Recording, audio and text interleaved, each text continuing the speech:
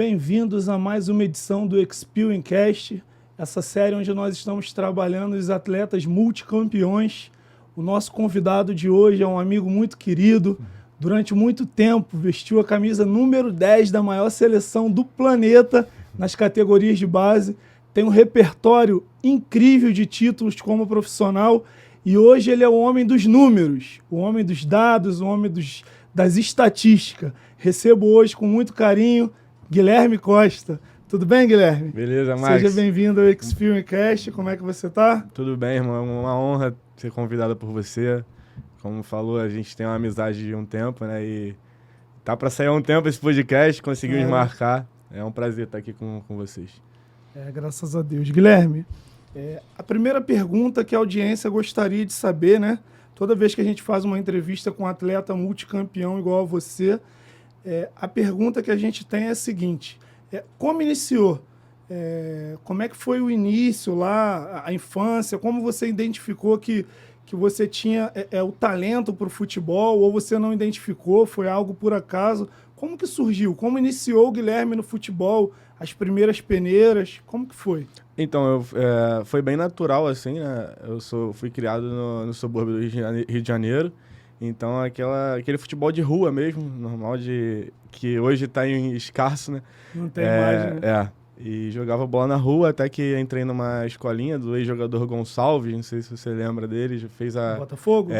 Lembro. Ele tinha uma escolinha lá no Engenho da Rainha, onde eu morava, e aí eu comecei a participar dessa escolinha e comecei a me destacar na verdade, no início era bem natural, como eu falei, e comecei a me destacar, e até que ele criou um clube chamado Estácio, né? Para disputar o Carioca, Sub-12. Era parceria com a faculdade. Parceria. E aí, no campeonato, a gente ficou em penúltimo e eu fui vice-artilheiro. E aí o Vitinho, que era do Flamengo, né, na época ele era do Botafogo, né? Ele foi artilheiro do campeonato com 30 e poucos. Eu fiz, acho que 20, mas tipo, foram 15 de falta e 3 de pênalti, entendeu? Porque o time perdia de 8-1, eu sempre fazia um, entendeu?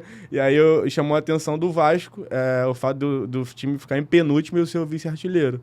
E aí foi quando eu fui fazer um teste no Vasco e passei. Só que antes disso, eu tinha ido no Flamengo fazer um teste, passei e não fiquei. E não quis ficar, na verdade. Porque não me senti muito à vontade no ambiente. Eu sempre fui vascaíno, né? E aí... quando eu fui no Vasco, eu me encontrei, acho que foi uma realização de um sonho, entendeu? E tu chegou no Vasco bem novo, né? Isso. E aí tu fez toda a tua base no Vasco, né? Exato. E aí, fala um pouquinho dessa base aí, tu tem uma história incrível na base, né? Uma história de muitos títulos com o Vasco. Sim. Sobretudo, seleção brasileira, verdade, né? Então, como eu cheguei no Vasco, ainda com uma coisa muito natural, sem ver como profissão, sabe? Era uma coisa mais de... um hobby que eu já fazia na rua, só que começou a coisa dar certo, me destacando sério, muito, né? ficar sério. E aí, quando surgiu a minha primeira convocação pelo Sub-15, e aí eu fui convocado do 15 ao 18, né? E o legal também, que eu acho que eu nunca falei sobre isso, eu ganhei títulos em todas as categorias do Vasco, né? Do 12 até o 20, eu fui campeão, e no profissional eu fui campeão pela Taça Rio também, né? Então, todas as etapas do Vasco eu tive um título.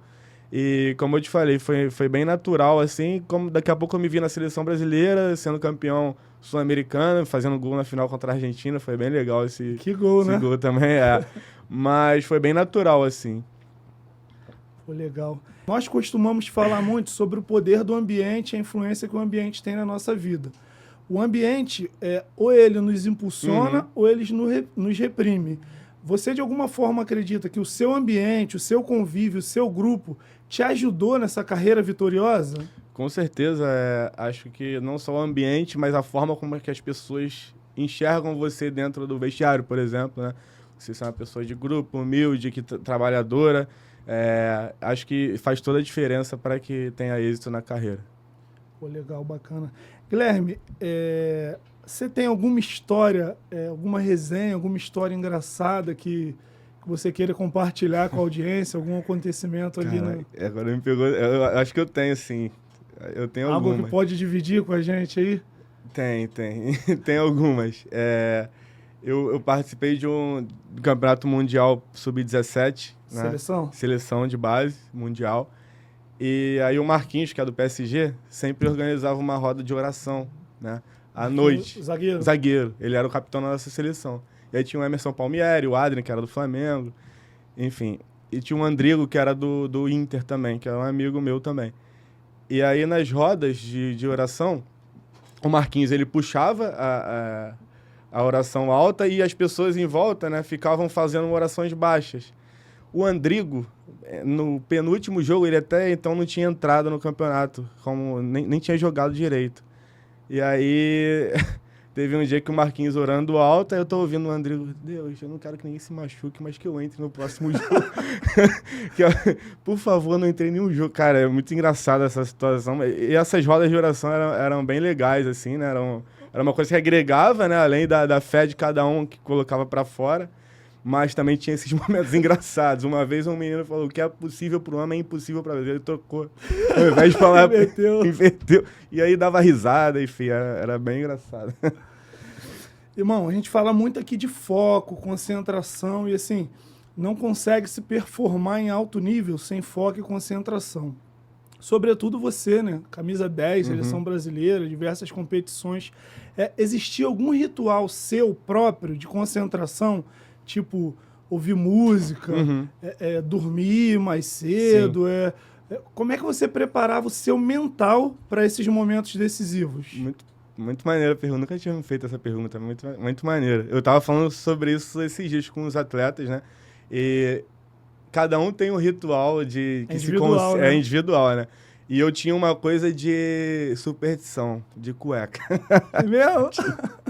Se eu jogasse se eu não jogasse com tal cueca, parecia que eu ia mal, enfim. Mas o que me fez no profissional ganhar esse foco, como você falou, foi um trabalho de psicologia, cara. Inclusive, até uma amiga minha que está no Vitória hoje, a doutora Maíra, ela fazia uns áudios de motivação, duravam uns 5 a 10 minutos, e eu escutando no ônibus, pré-jogo. Individual? Individual, para cada atleta.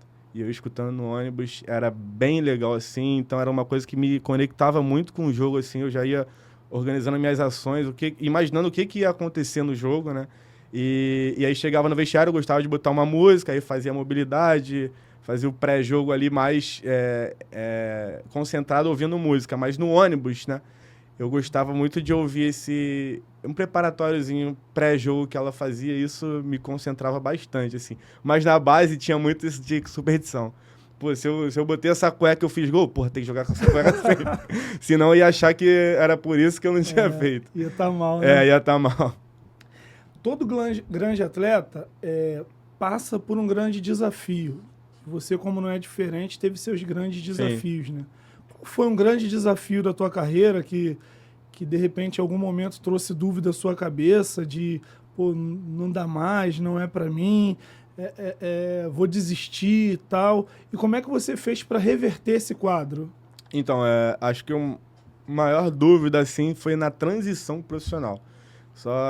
Júnior profissional, isso, no Vasco.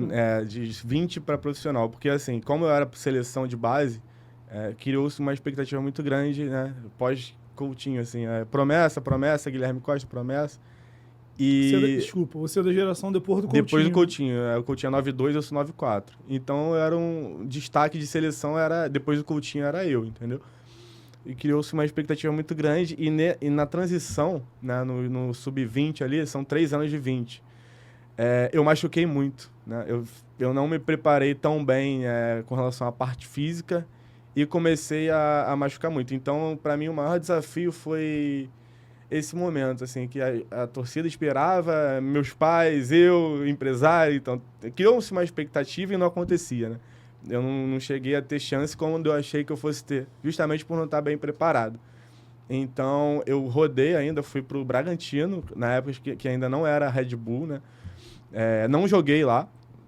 Voltei, vim pro Boa Vista. Fui eu e o Leandrão até, inclusive, emprestado. A gente foi muito bem no Carioca. E aí sim volto pro Vasco, né? Já com 22 anos, para ter uma chance. Então eu tive que ir no Bragantino, depois vir pro Boa Vista. E aí entender um pouquinho a realidade do futebol, entende? e de fato me dedicar para isso. E aí foi quando eu consegui performar no Vasco, entendeu? Mas acho que o maior desafio foi justamente essa transição e é uma coisa pouco falada hoje em dia, porque assim, a gente... Às vezes o jogador vai amadurecer com 26 anos, cara, 30.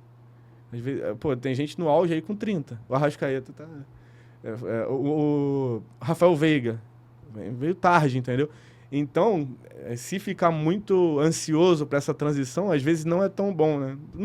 Talvez não vai acontecer agora, com 20 anos, mas com 23 talvez. Mas será que todo mundo tem essa chance? Entendeu? Então, acho que para mim foi o maior desafio, assim. Tem que ter um mental muito preparado, né? A gente vê muitas histórias aí de atletas que fizeram chover na base, né? Que eram tidos como grandes nomes e não conseguiram nem chegar, às vezes. Nem chegar, exatamente. Eu falo muito com os meninos que eu atendo, né? Que hoje eu tô numa empresa que tem, chamada Next Step, que tem a parte de fisioterapia, preparação física e análise de desempenho. Eu faço parte da análise. Então, eu falo muito com os meninos de ajustes técnicos, mas também mentais, né? E eu falo para eles, cara, no grupo que eu cheguei de sub-20, acho que 4 ou 5 chegaram a jogar no Vasco, né? Profissionais, botam uns 10 aí, de um elenco de 40, entendeu? Então não é tão fácil assim, eles têm que dar valor a cada suor, a cada valor que o pai paga ali para melhorar a performance, ele tem que dar valor a isso para que eles tenham cada vez mais condição de chegar, de fato, entendeu?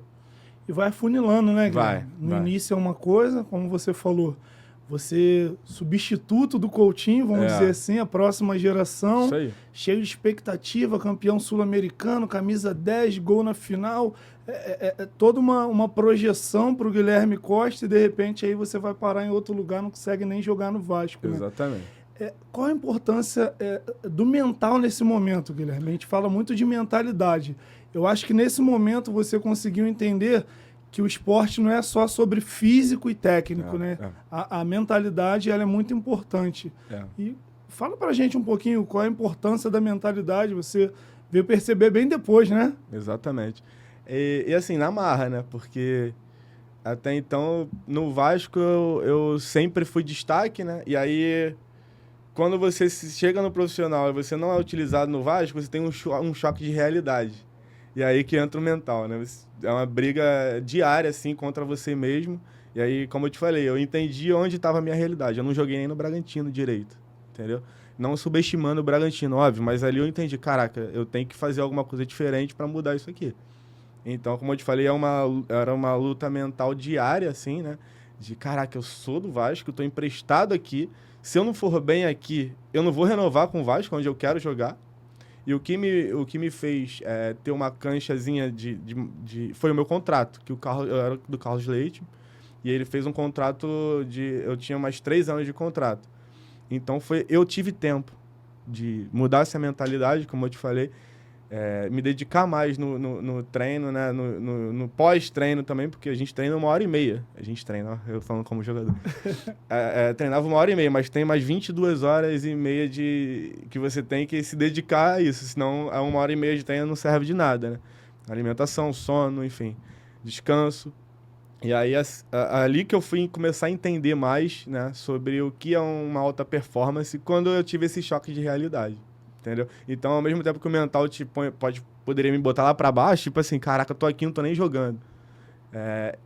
Eu fiz o contrário, né? Eu falei, caraca, eu não posso ficar nessa situação, eu tenho que fazer mudar isso. Então, era uma briga diária, assim, e graças a Deus deu certo. Nem no Bragantino foi no Boa Vista que eu fui jogar, e aí sim me destaquei e voltei pro Vasco com chance. Pô, legal, maravilha, sim. Guilherme. Eu falo muito para meus mentorados, Guilherme, que é a cabeça que comanda todas as ações, né? Que é o mental que...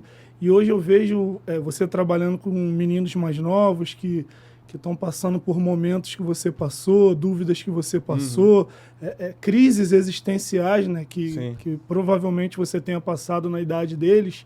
E como que você trata... Eu acredito que além do scout, além da análise, você é meio que um paizão, um psicólogo para eles, né? E como é que é o tratamento? Quais os conselhos que você dá para eles voltado para essa questão mental? Exatamente o que você falou, né? Além da parte técnica, a gente faz quase que uma terapia às vezes, né? Porque às vezes o menino não quer nem assistir o jogo. ele foi mal, e aí ele quer conversar, desabafar sobre o treinador, sobre o porquê que ele foi mal no jogo, né? Enfim, as dicas que eu dou é justamente a dedicação, fazer esse trabalho que eu tô te falando do extracampo. Não adianta só o trabalho, hoje em dia na alta performance não adianta só o trabalho de clube, né? Tem que se preparar bastante fora. Você vê as referências hoje que a gente tem, Vinícius Júnior, Neymar, todos eles têm um staff por fora, né? E eu dou muito essa dica, é a principal dica que eu dou, porque a gente atende muitos jogadores de times menores, né? Boa Vista, Serrano. É não desistir, cara. Quantos casos a gente vê de atletas que foram reprovados em várias peneiras, mas aí tá aí jogando, chegou, algum momento chega, né? Então alguns vão fazer teste em time grande, acontece direto lá na empresa, né? E são reprovados. E aí eles deixam cair um pouquinho, mas não, eu tento buscar falar para eles não desistirem, né? Que, de repente, ainda mais agora que o time grande, muitas vezes quer o jogador já pronto, forte, né? E para performar agora, ao invés de esperar a maturação, enfim. Então, tem meninos que têm muita técnica e aí não passa por causa do porte físico. Então, o menino entender isso é difícil, né? E o moleque se dedica pra caramba, enfim. Então, o meu trabalho é tentar fazer ele não desistir, continuar performando, buscando, porque o futebol surpreende. Então, o meu trabalho é bastante além de técnico mental também, como você falou. Pô, legal, Guilherme. Guilherme, você tem alguns lances, né, de muitos gols de falta, né? Era uma especialidade, né? É somente um talento, um dom de Deus, ou existia uma preparação para isso? Os dois, cara. Os dois, né? Eu sempre bati muito bem falta, desde escolinha, assim. Eu lembro que na escolinha, quando saía falta, os meninos já comemoravam antes, assim. Porque eu tinha uma batida já muito boa, né? Mas foi me especializando através dos treinos pré-jogo, né? Foi aperfeiçoando, né? Exato. O que já era bom. Isso aí, porque hoje em dia tem muito controle de carga, eu entendo muito isso, mas acho que estão deixando um pouco para trás esse fato da bola parada, principalmente a frontal, né? Então, treinava-se mais isso antes, né? Então, eu batia em torno de umas 20, no mínimo 20 pré-jogo, assim. 5 de um lado, 5 do outro, 5 esquinadas, 5 na esquinada do outro lado. Então, eu além do talento, como você falou, eu tinha também essa aperfeiçoação, né? No pré-jogo ali, num dia antes do jogo, já estava já ajustadinho para se acontecesse no jogo, sairia. Eu dei um azar, né? Que no profissional, quando eu subi no Vasco, quem era o batedor Nenê, né? Então, não tinha... E aí teve um jogo que foi Vasco e Macaé no Engenhão. Tava 1-0 o Macaé, eu entrei. O Macaé era o último. E aí eu dei o passe pro Luiz Fabiano fazer um gol. E aí eu tava bem no jogo, né? 1-1. E aí no último lance eu sofro uma falta na entrada da área. Aí eu pedi pro Nenê bater. Nenê, deixa eu bater, eu tô bem no jogo. Ele, tá maluco, bateu. Caramba, eu xinguei ele tudo. Ele bateu no trinco, bateu na trave, assim, em travessão e saiu. Aí no vestiário foi com a mano, desculpa. Ele, não, tá tranquilo. Só não podia deixar você bater, ele falou pra mim. Então eu dei um azar, né? Que ele realmente, o Nenê é um especialista de bola parada, que assim, um dos poucos que eu vi. Eu vi o Juninho também, quando eu subi com 17 anos, o Juninho e o Nenê foram os dois que eu... Chegou a jogar com o Juninho? Jogar não, eu treinei, mas treinar. Sensacional. Ídolo máximo. Diferente, né? Diferente demais, tanto no campo, como também um líder bem positivo extra-campo, assim. Fora do campo. Né? Muito. Pô, legal, bacana, Guilherme. Guilherme, como todo menino de subúrbio, cheio de sonhos, né? Cheio de desejos, vontade, aquela gana de vencer, e aí passa por diversos desafios, e de repente você se vê numa final de campeonato com o Vasco, Maracanã lotado, torcida gritando seu nome. Qual é a sensação? Muito maneiro. É um sonho de toda criança, eu acho, né? Que sonha em jogar futebol. E acontecer isso justamente no meu time de coração é melhor ainda, né? Ter o nome gritado. E a torcida, de fato, até hoje tem um carinho especial por mim, assim, porque eu realmente fui bem quando eu joguei no Vasco. E um sonho realizado, acho que a frase é essa, né? Eu realizei um sonho de muitos meninos que jogavam comigo na minha rua, por exemplo, né? Então, não só o meu sonho, então dos meus amigos que torciam por mim, dos meus pais, da minha família. Enfim, então é um sonho realizado de fato. Entendi, bacana, Guilherme. Guilherme, uma vida inteira dentro de campo, né? E vamos trazer aqui para fora de campo. Eu gostaria de saber algo que você aprendeu dentro do campo, que os gramados te ensinou e que você trouxe para fora, para sua vida pessoal, sua vida particular. Você aprendeu no futebol e você pratica hoje na sua vida. O que o futebol te ensinou para a vida? Acho que assim, a disciplina que o futebol me deu, assim, desde quando eu entrei no Vasco, por exemplo. Eu sou muito chato com horário, por exemplo, eu odeio atrasar. Eu sou muito dedicado em tudo que eu faço, não deixo faltar em nada, né? Eu sou bem dedicado mesmo, é uma coisa que o futebol me fez ser, né? Ele me educou dessa forma. Então, desde criança eu já era cobrado, né? Para ter uma performance. Então, para eu ter essa performance, eu tinha que ter foco, dedicação, disciplina, senão não ia dar certo. E isso eu levei para minha vida extracampo também até hoje, inclusive nessa nova função que eu tenho hoje, né? Acho que tá tudo interligado. Então podemos afirmar, né, que foco, disciplina e dedicação é primordial na vida do ser humano, né? Com certeza. Além do futebol, na vida pessoal, né? Exatamente. E aí findou a carreira, algumas lesões, né? Sim. Infelizmente. E vamos falar agora um pouquinho da transição da carreira? Sim. Fala um pouquinho da tua empresa, um pouquinho do teu novo desafio, do teu novo trabalho. Divide com a gente. Legal. Nunca me imaginei fazendo algo que não fosse jogar bola, né? Então eu tive a carreira parada, que fala? Cortada, interrompida, né? Por conta de uma fatalidade no meu joelho. Enfim, fiz 5 cirurgias, e fiquei 3 anos parado e decidi parar mesmo. Foi um momento difícil na minha vida. Se não fossem meus pais, acho que seria mais difícil ainda, né? Eu lembro que foi um momento bem sofrido, porque eu não gostava de ver eles sofrerem. E eles sofriam muito por mim. Então eu tinha que esconder deles as minhas dores. Mas, enfim, só piorava. Mas hoje está tudo certo. Hoje eu trabalho nessa empresa Next Step, como eu te falei, de análise de desempenho, preparação física e fisioterapia. Eu faço parte da parte técnica. E me encontrei, cara. Os atletas, como você falou também, eles... Cada um ali dos 70 atletas que tem, cada um deles está passando um momento que eu já passei na minha vida. Ou ele está sendo destaque no time, ou então está treinando largado, ou está de reserva, ou ele está jogando pra caramba, só que o treinador não bota ele. Injustiça que acontece. Então, muito. Cada um viveu uma coisa que eu já vivi na minha vida, né? Profissionalmente falando. Então, eu tenho como falar para eles, eu tenho embasamento para falar sobre, né? Então, acho que eu me encontrei, assim, de fato. Então, é um pouco diferente da análise de desempenho de clube, né? Que é mais global. A que eu faço é bem individualizada, literalmente individualizada, como falou também, sobre a parte mental, né? E me encontrei, cara. Paralelo a isso, eu tô numa empresa como agente de atletas, que chama MVP Soccer. Tô iniciando agora o trabalho, tô há 2 semanas na empresa.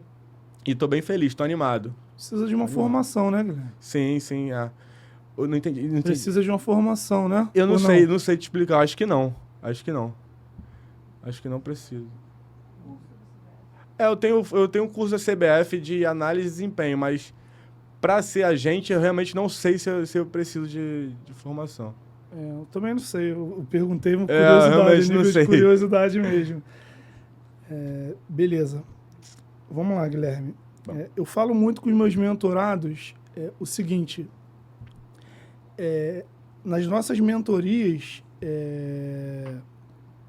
nós encurtamos o prazo das pessoas, né? Uhum. Nós facilitamos uma jornada, o caminho da pessoa, pelo fato de nós já termos trilhado aquele caminho. Sim. Tipo, eu saí do ponto A e fui ao ponto B. Logo, eu passei um percurso ali, eu sei onde estão os buracos, onde estão as dificuldades. Sim. E eu conheço muito bem o caminho entre o ponto A e o ponto B por conta da minha vivência.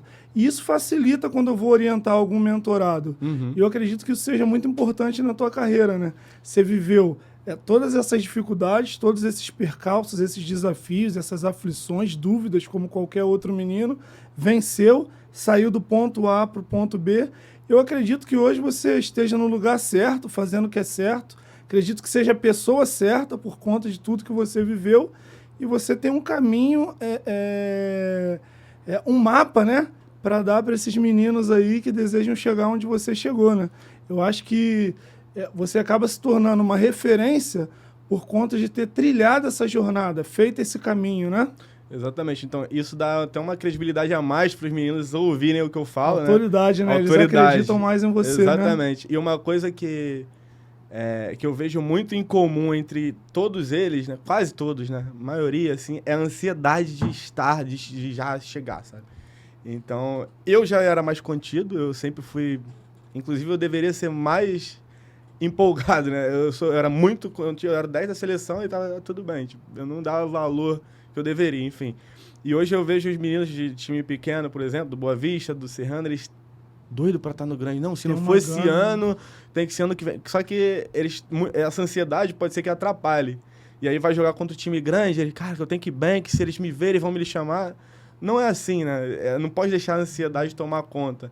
E aí eu tento falar muito isso com eles para que não atrapalhe e que ele use esse, por exemplo, o jogo contra o grande como uma motivação para performar seu trabalho, mas não com uma ansiedade descabida, entende? Então, como você falou, né? Por eu ter percorrido, eles me vêm com autoridade a mais para falar sobre. A importância de ser autoridade, né, Guilherme? Sim. Você viveu aquilo ali, percorreu aquele caminho ali, e eu acredito que é muito diferente. Os meninos estão ouvindo um líder que aprendeu num curso ou numa sala de aula e está ouvindo alguém que fez aquele trajetório, né? Aquela trajetória. No teu caso, você percorreu aquele caminho, né? Sim. E assim, em todos os sentidos, né, Guilherme? Porque você sofreu com lesão, você sofreu com injustiça de treinador, você sofreu com dúvida de que se ia jogar ou não, transição de clube. Então, assim, tudo que um atleta profissional, aliás, um atleta na base, no período de transição, pudesse passar, você passou, então hoje você acaba se tornando uma autoridade. Eu acredito que isso acaba te beneficiando na tua profissão, né? Os meninos acabam te dando mais ouvido do que uma outra pessoa que estudou, mas não viveu na prática o que você viveu. Exatamente, eles me veem como uma referência, de fato, assim. E o legal, eu busco... Às vezes eles pedem pra eu botar vídeo meu, né? E aí eu boto os melhores momentos e tal, mas eu gosto também de pegar os momentos ruins. Por exemplo, eu joguei no CRB também. Então foi um ano que eu não performei. Então os meus melhores momentos, eles até me zoam. Que eu botei, olha, meus melhores momentos do Vasco e depois vamos olhar o do CRB. Aqui, no Vasco eu tava bem fisicamente, no CRB não, eu querendo mostrar pra eles.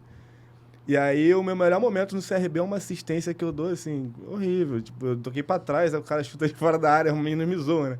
Pô, que assistência é essa? Só que eu falei, você viu esses melhores momentos? Não tem nada de atrativo, assim. Deve ter uns 4 minutos, mas não tem lance de gol, só tem essa assistência horrível, Então eu tento mostrar o lado negativo também. Pô, se você não fizer um trabalho extra, como se dedicar, tá bem fisicamente, na alimentação, no sono, você não vai performar dentro de campo. Então olha aqui, como eu estava no Vasco e como eu estava aqui há 2 anos depois no CRB. Isso pode custar o resto da carreira, pode custar uma transação para fora. Enfim, então não só os momentos de glamour que eu mostro para eles, de bons, né?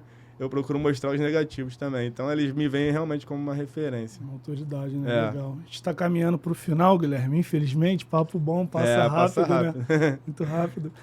A gente fala muito aqui, Guilherme, também sobre propósito, tá?